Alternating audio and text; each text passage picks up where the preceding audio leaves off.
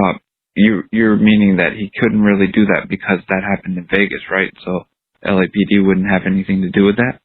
Well, that part, and the fact that they already know the truth, so he just trying to add things because the sheriff's department is not the one that was investigating those any one of those incidents, so they couldn't really do anything even if they wanted to. But they can take it to people within the other agencies and try to do something. But he's mainly trying to work off things that happen in their jurisdictions, which I understand, which I think is, and I don't know how it's related, and I got to get more information. But I think he's trying to talk on the Chris Brown incident, trying to put whoever that shot him on that. On that, because that happened on Sunset in the sheriff's area. So that's who I'm sure he's trying to, trying to get all tossed up now. Which, hey, okay, if somebody shot him, you want to tell them to do it, but don't try to perpetrate that you ain't this rat and you ain't this and you Mr. Big Bad Suge Knight and all of that. That's all I'm saying. Nigga, if you're gonna be a rat and a snitch, just tell it and do it. Don't be trying to perpetrate like you this gangster. And let niggas know where you stand, so people won't be running their mouths to you or doing stuff to you or whatever. I just hate that this dude got this persona as being being one way when he's another way, and he's showing it. I don't know, this is a weakness. I thought it was the diabetes that was having him so weak and falling out in court and stuff like that. But man, he's scared of this time. This nigga's in there doing life and 30 years who he trying to act tough in front of. And he's scared to do, he ain't even been convicted yet.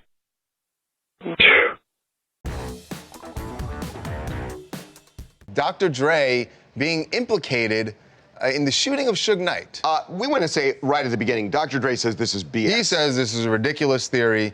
But yes, we now know that Suge Knight and his attorney think that a sheriff's deputy was conspiring to get him to kill him in that shooting. It was at One Oak in West Hollywood. Can I just clarify one thing? When you say he's implicated by Suge's lawyer and by Suge, not by the police or anything. Not by the police or anything. Exactly. Okay. Yes. Go on. Good I just wanted to make that clear. But yeah, so remember the shooting? Suge Knight got shot 7 times at One Oak, and kept on ticking.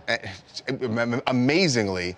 But he says he has a theory, or his lawyer has a theory about what happened that night. So the lawyer thinks that the gunman who came in was allowed in by an off-duty sheriff's deputy, and that the deputy knew, at least the theory is, according to the lawyer, the deputy knew this guy was up to no good. The guy walked in and literally began shooting. There are theories that's why he got in with a weapon. Because of the cop, that the cop let him in. And what happened was that eventually the shooter was let go because they didn't have the evidence they needed against him temporarily. According to Suge's lawyer, there is video of that shooter and this deputy at LAX where the shooter made his escape afterwards. So they're saying, gee, at LAX, the same deputy shows up with that guy, and they're saying it's enough evidence for them. Okay, Reggie. Today, obviously, everybody found out that Russell Poole passed away. What did you hear about this, first of all? And second of all, what's your reaction to it? Yeah, I heard about it. It's kind of, I have a little, it's a good day for me because I believe in karma. And, all these people that keep coming out with these bull craps, first with the Michael Moore, then the Frank Alexander, and now Russell Poole, all these people are just dropping dead. It's just, I keep telling people God don't like ugly. So I hope people learn a lesson from this. The next person probably is going to be R.J. Bonds. But I don't, ain't predicting no death on anybody, but they better get themselves right and stop with all of this bullcrap that they've been promoting because, boy, they all dying like flies around here. This is the gruesome surveillance video of Suge Knight running down 2 men with his pickup truck, killing one of them. The video is everything. The video in this case is the whole story. TMZ broke the story in January. Suge goes to a shoot for the NWA movie, and there was some sort of altercation. He got kicked out. He says he got a call from his friend Terry inviting him to a sit-down at this burger joint. Suge pulls in and is instantly confronted by this man, Clay Bone Sloan. Bone charges his truck. You can tell there's a fight going on because the truck is shaking. And you can see Bone is doing something. Terry comes over, stands near Bone. Suge throws the truck in reverse, knocks Bone to the ground. Seconds later, he guns it, running over Bone and Terry. Running him over in a violent way. Terry died from his injuries. Bone survived. The question is, was he trying to kill these people? Well, Suge could have just driven down the street, but instead cuts right. Why? Suge said that Bone had a gun and there were others that had a gun, and that if he drove down the road that they might shoot him and kill him. Police say there are no guns in the video, but watch Bone. A guy comes up, takes something from him, and puts it in his waistband. I think it's a probability that it's gun. Let's enhance the video. Okay. As you know, the day before Suge was shot in the Tampa parking lot, I had a conversation with TC, who we all know as Terry Carter, who was a beloved friend of mine. And, the truth is just the truth. A day before Suge was lured to the Tams, I myself was asked, they didn't know if he was going to come.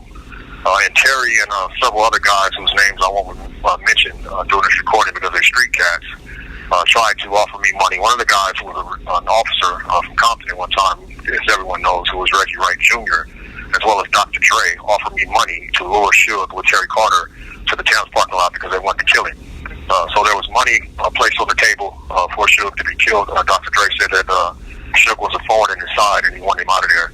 I asked Terry, I said, Terry, I can't do that. You know me and Suge is like brothers. He said, look, man, I'm behind on my house note as well as my children's life insurance policy that I need to pay this life insurance. He said, please do this for me, that they're willing to get you a lawyer. He said Reggie had cash money that he was willing to take to my family to pay me to help lure Suge to that parking lot. So as much as it hurts to do, I don't want to go into all the names, but I want Reggie and all those to know, as well as Snoop is involved with this and other rappers who wanted Suge taken out. And it was 14 gold. But anyway, those were the $200 or $300 change. Hey, believe what the fuck you want to believe. I'm just here to put it out. I'm not here to argue. Is it an ounce? Okay, well, maybe an ounce. I'm not here to argue with y'all anymore. I done laid my story out. I'm just here to educate. For those of y'all want to listen, it's fine. For those of y'all still want to believe that old conspiracy shit, fine. Reggie, you talk so much, sometimes you be missing the question. Why was Buntry's death not avenged? I don't miss questions. I just don't ask bullshit questions. Or questions that have been answered. I done already asked 2 or 3 of your questions already. So, start with the disrespect. Your bitch ass to be out here. You know, I'm here for it, really. Why are y'all doing that? This, okay. Why are y'all doing this? Why are we doing what, Angel? Why are we doing what? Responding to people because the stupid motherfuckers they like to believe. I ain't gonna call out names just yet because I can't tell who the stupid motherfuckers were. Yeah, but the stupid people that's out there that still believe shit. So that's why. Yeah, we got a lot of new people over here. Mm-hmm. We don't do all of this disrespecting over here at Edison. We don't, we don't need the views. We don't need you. We don't need you over here. We just here for people that want to hear the truth. If you hear just the hate and be disrespectful, then we just block you and you have to go make another profile. So if you want to interact and hear stuff, then you can. But to be over here disrespecting. Do we have any moderators in here tonight, John? Yeah, I saw Kenneth McLean earlier, and DJ Coleman is usually around, so. Yeah, try to tell them to work if people continually be disrespectful. Yeah. Not for 1 or 2 times, but if they just continue to keep putting up the crazy shit, then we don't need them. Alright. We are, yeah. I mean, you can ask questions I don't mind questions that doesn't agree with the narrative. You don't have to disrespect anybody. That's all I'm saying. I'm the only one that get the disrespect, and that ain't even cool when I do it. So, yeah. Because I know a lot of you motherfuckers seem to get upset when I said Frank Alexander put a motherfucking gun in his mouth and went boom. But hey, that's what I do. Motherfucker been disrespecting me for a long time. My point is, people don't. There's things that cops know when stuff is a suicide or not. And I'm going to teach y'all a little something. And y'all don't know it because we have CSI now. When you put a gun to your head or somebody else's head or whatever and go boom and pop, the first thing blood do is splatter. They don't show y'all that in TV. Blood goes all over the place. Goes all over the place. Number two, they have something called GSR, which stands for gunshot residue. Mm-hmm. When you pull that trigger on a gun, that's why you see a lot of people wearing gloves or put black, or if you ever get arrested and they think you did a shooting, they put plastic over your hands and stuff like that. Mm-hmm. Because the first thing the coroner come to do with a suicide, they check your hands and your shirts and all of that for the gunpowder from the guns, from the GSR. And that's how they know it. Now, the only way you can make somebody commit suicide and try to get away with it is you put a gun to their head, in their hand, mm-hmm. and then you say, motherfucker, shoot yourself. This is remote. He put a gun in his mouth, and he pulled the trigger in front of his wife. His wife was standing right in there, and went, boom, and shot his motherfucking head off is what he did. We need to recognize Johnny J for what? for being a sampler? Him and Puppy for being the best samplers of all time? Okay. Way to go, Johnny J. Took everybody publishing money.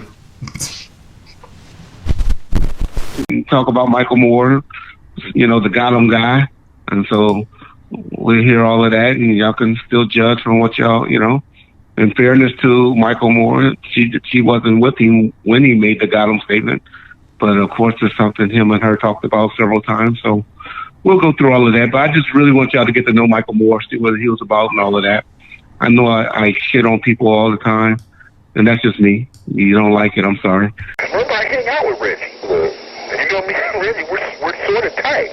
But, me and you and Reggie, I hang out with both of y'all. So I'm telling you, from the end that I see with him, when he told me the other day, because like he told me, he goes, yo, man, go order me some red carpet.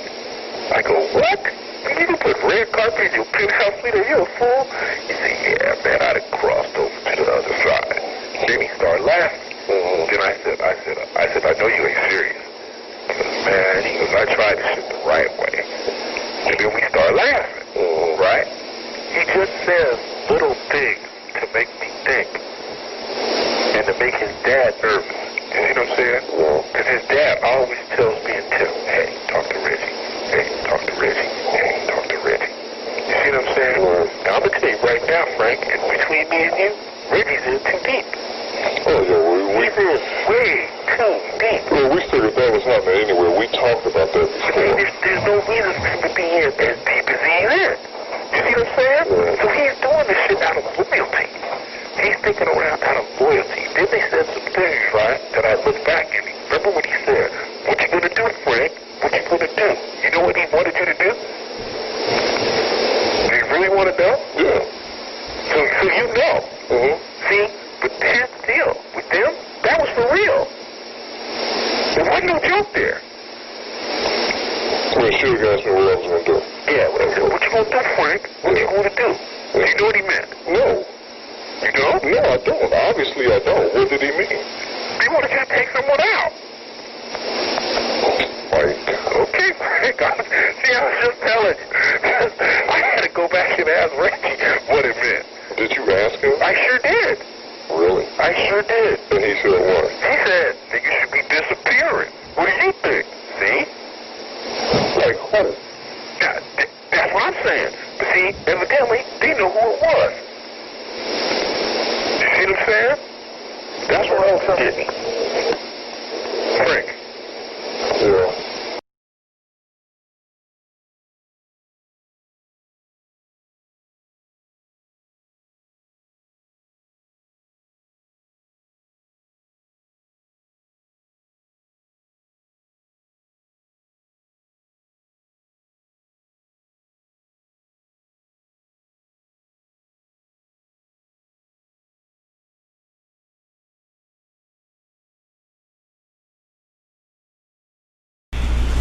Get off that line talking that bull.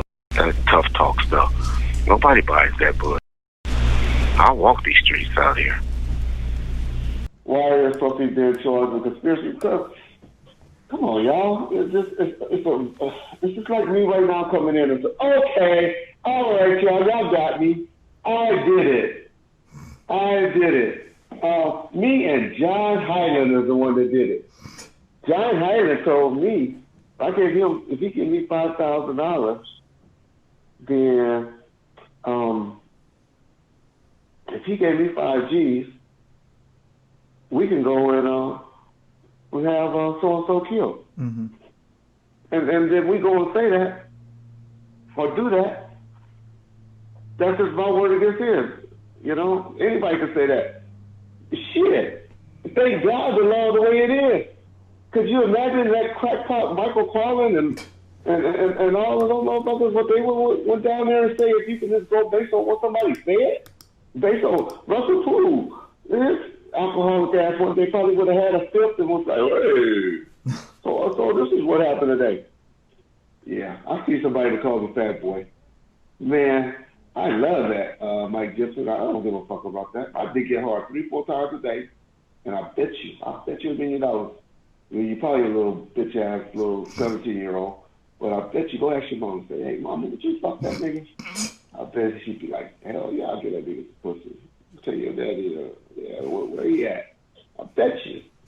And then you bitch ass niggas, go ask your mama that. They got something like that to say, I bet you. Because most of y'all too young. So y'all keep saying how all these guys saying this. Y'all can take it how y'all want, believe what y'all want. Like I said, I don't give a fuck what y'all think about me and my involvement or whatever in Biggie Small.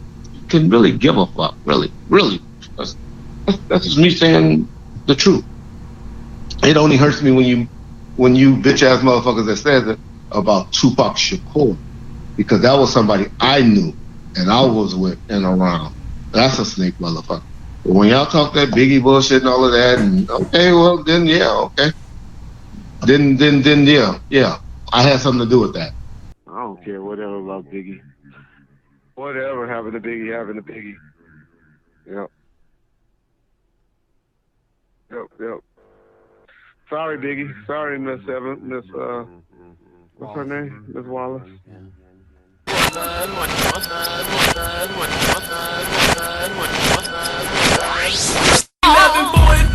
I'm slinging slugs at a rifle gang. Coming through my set, should've been attacked, leaving niggas fat and I'm on probation, but that shit was nation business. Better leave no witness. I went instance one time.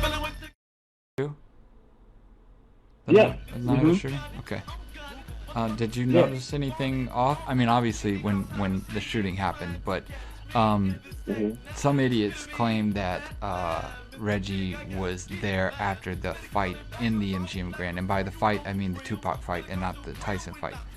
Can you confirm if you saw Reggie at Club 662 pretty much the entire time until you guys were notified that Tupac and Suge had been shot? Wow, man, that's been so long ago.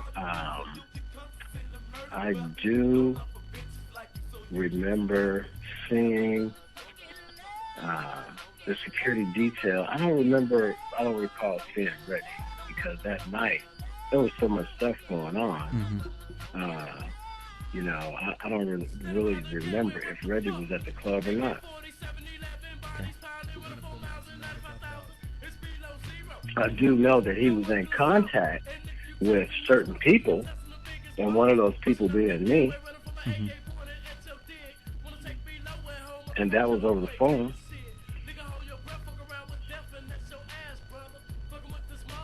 Okay. When you saying that, are you talking about before going to the club or while you was at the club? Before going to the club and at the club.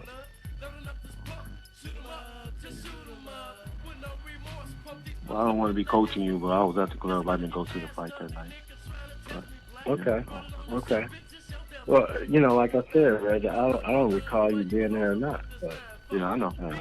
I know people don't realize. So because of him, Death Row had the protection of law enforcement. Absolutely.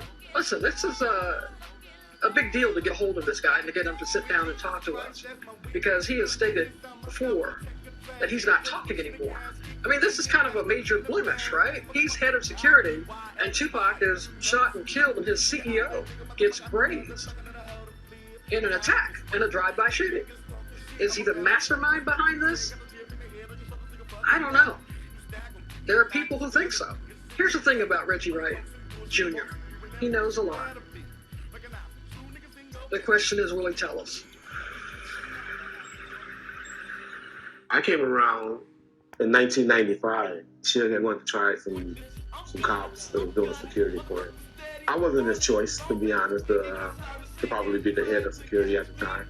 He really was reaching out for my father, Reggie Sr., okay, who was very well respected in the city of Compton. He had been around for a while with the gang members, and my father had got some intelligence that some of the guys that was working for Suge were planning to hold him hostage and extort him for some money.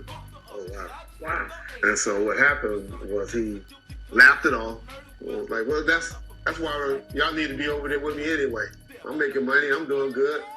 Come and work for me. Okay. My father had no interest in it at all. Myself, was having major problems with my ankle. But quite frankly, I wanted the lights, be around the lifestyle. I was probably only 27, 28 at the time. I was like, hey, I can hang out. You know, I can get some guys to work and do some things. Were you in Las Vegas the night Tupac was killed? Yes, sir. Did you attend the fight with Suge and Tupac? Well, of course, I had a ticket to go to the fight. However, I didn't. There was something going on that night that was really more important to me, in my mind, than being with Suge and the artists and all of that.